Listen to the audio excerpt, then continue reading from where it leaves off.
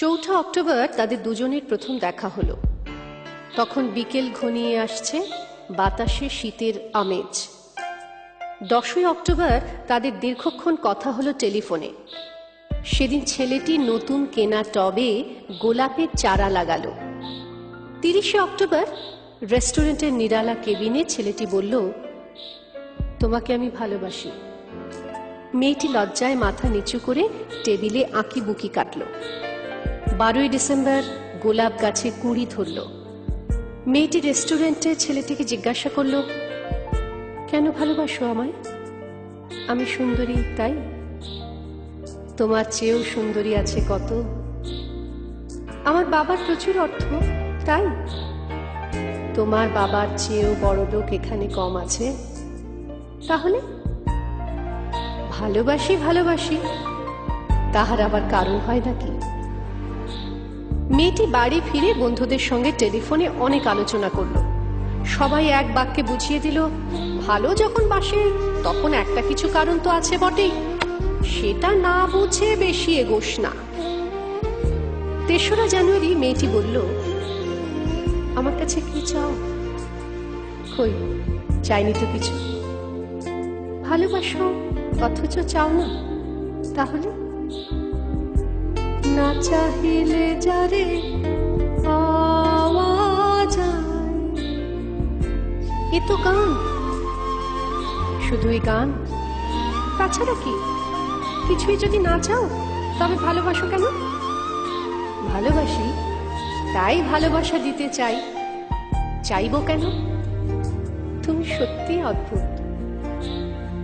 10ই ফেব্রুয়ারি দুজনে দেখা হলো মেট্রো স্টেশনে পাতালে।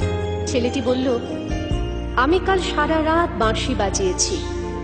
সারা রাত সেই সুরের মায়াবী আলোয় তুমি নাচছিলে। অসামান্য অনন্য সে নাচ। কাল সারা রাত আমি ঘুমিয়েছি, আমি কিন্তু তোমার নাচই দেখে গেছি সারা রাত। তোমার বাঁশি একদিন শুনতে হবে। 12ই মার্চ ছেলেটি বাঁশি বাজালো। মেয়েটি শুনল। সময় থমকে থেমে রইল অনেকক্ষণ। বাঁশি যখন থামল, মেয়েটির দু চোখ ভরা জলে। বলল, বাঁশি শুনতে শুনতে আমার ঘুম এলো আবেশে। আমি দেখলাম আমি নাচছি মেঘের মাঝখানে, তারাদের পাশে। আমি নাচছি, আকাশে ফুলের গন্ধ। ডাক্তার আমায় বাঁশি বাজাতে নিষেধ করেছে। সেটা কেন? বাঁশি আমায় টেনে নিয়ে যায় স্বপ্নের মধ্যে।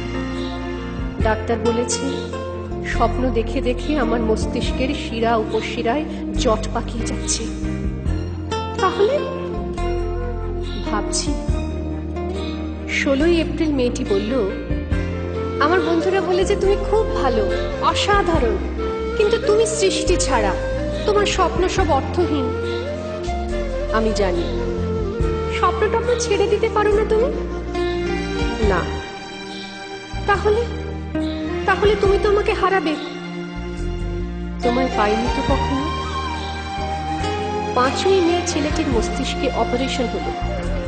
একটু সুস্থ হতে মেয়েটি এসে বলল, ভালো আছো তো? এখন আর স্বপ্ন দেখছো না তো?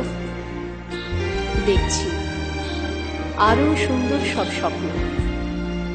তাহলে তো দেখছি অপারেশনটা আদৌ সফল হয়নি। বাড়ি ফিরে বন্ধুদের ফোন করলো মেয়েটি।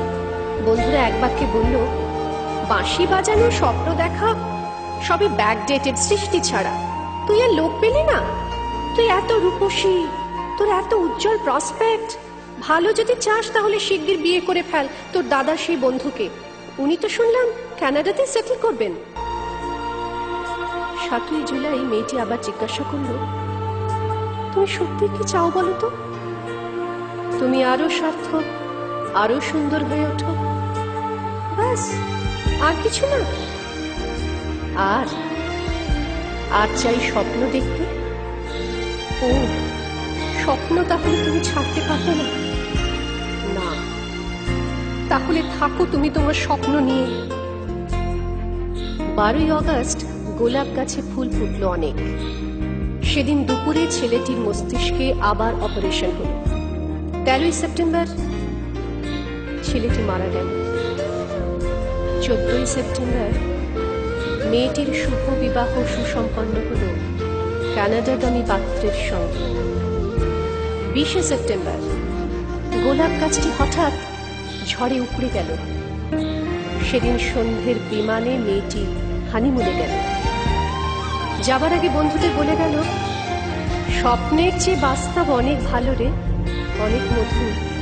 স্বপ্ন দেখে কেবল বোকারা। 4 অক্টোবর ছেলেটির মা ঝরে পড়া গোলাপ গাছটিকে সযত্নে তুলে ফেলে দিলেন। শূন্য টবে তখন কয়েকটা পোকা, কয়েকটা মাছি। আমি ঠিক জানি না ওগুলো পোকা মাছি নাকি ছেলেটির স্বপ্ন, আমি ঠিক জানি না।